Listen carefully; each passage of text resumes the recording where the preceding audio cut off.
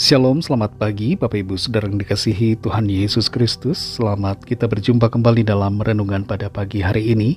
Kita bersyukur karena kasih anugerah Tuhan yang selalu Tuhan limpahkan dan kita terima setiap hari. Sebelum kita mendengarkan kebenaran firman Tuhan, mari kita berdoa. Bapa, dalam nama Tuhan Yesus Kristus, Tuhan dan Allah kami yang hidup, yang berkuasa dan berdaulat atas semua, terima kasih untuk pagi ini.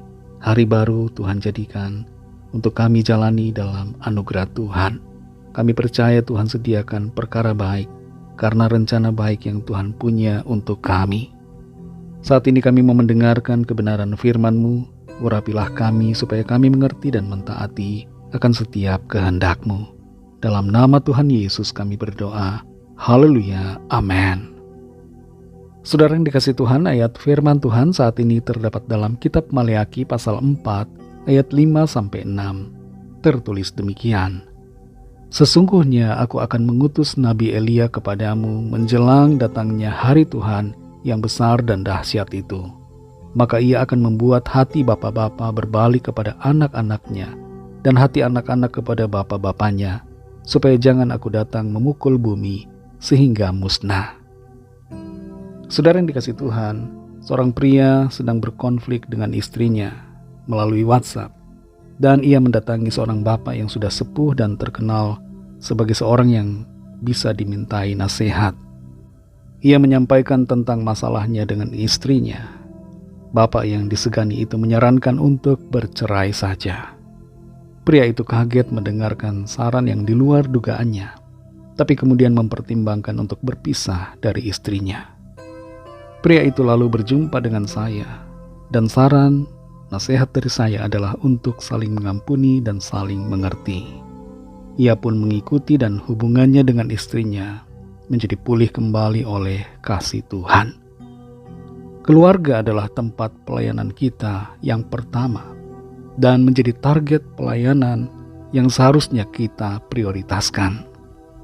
Seringkali kita bisa dengan mudah mengampuni kesalahan orang lain yang ada dalam lingkungan pelayanan kita, tapi sulit untuk mengampuni kesalahan dari orang dalam keluarga kita sendiri.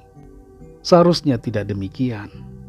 Sayang sekali bahwa saat ini ada banyak keluarga yang hancur karena fokus yang berubah, disebabkan karena keluarga tidak menjadi fokus dari pelayanan kita.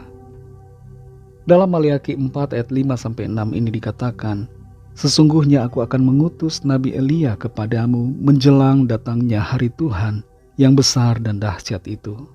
Maka ia akan membuat hati bapa-bapa berbalik kepada anak-anaknya dan hati anak-anak kepada bapa-bapanya, supaya jangan aku datang memukul bumi sehingga musnah. Tokoh Elia yang disebutkan dalam ayat ini yang dinubuatkan tidak lain adalah Yohanes Pembaptis. Tuhan Yesus menyebutkan sendiri bahwa Yohanes Pembaptis adalah penggenapan dari nubuatan ini.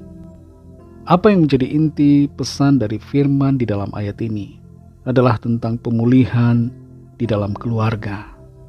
Keluarga yang kuat di dalam iman, keluarga yang diwarnai dengan kasih, akan membentuk generasi yang kuat dan kemudian membentuk bangsa yang teguh mengasihi Tuhan. Tidak sedikit keluarga saat ini yang kondisinya adalah anak-anak kehilangan sosok dari bapaknya.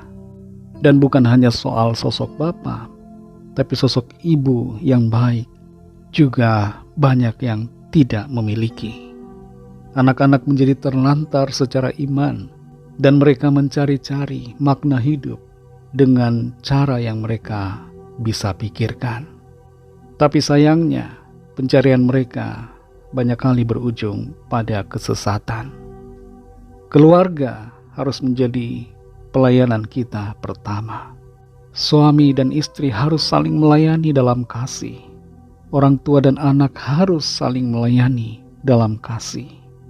Keluarga harus saling mengasihi dan melayani dalam kasih Tuhan. Pelayanan kita di luar mungkin bisa hebat, tapi kita harus lihat juga dan pikirkan apakah kita sudah menjadi pelayan yang baik di dalam keluarga kita. Dalam Kolose 3 ayat 21 dikatakan, "Hai Bapa-bapa, janganlah sakiti hati anakmu, supaya jangan tawar hatinya." Di ayat 19 dari Kolose 3 dikatakan, "Hai suami-suami, kasihilah istrimu, dan janganlah berlaku kasar terhadap dia." Dan Kolose 3 ayat 18 dikatakan, "Hai istri-istri, tunduklah kepada suamimu, sebagaimana seharusnya di dalam Tuhan."